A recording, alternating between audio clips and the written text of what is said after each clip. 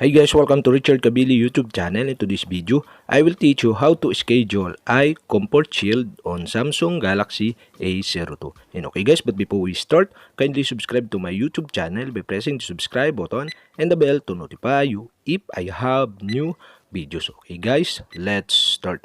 So okay guys, you'll have to do is go to setting in your Samsung Galaxy A02. In settings, go to display.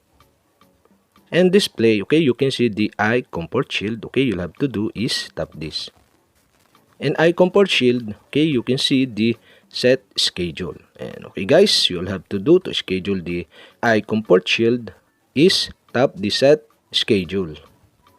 And the pop-up are show, and now you can set into sunset to sunrise, or you can schedule via custom. Okay, you'll have to do is tap the custom.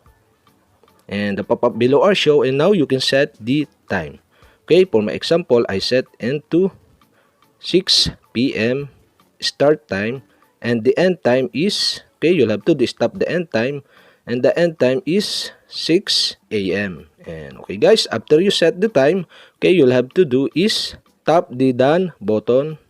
And okay guys, that's it. We have successfully scheduled eye comfort shield on Samsung Galaxy A02. And okay guys, if you have a question, kindly comment below, and don't forget to hit the subscribe button and the bell to notify you if I have new videos. Okay guys, thank you for watching.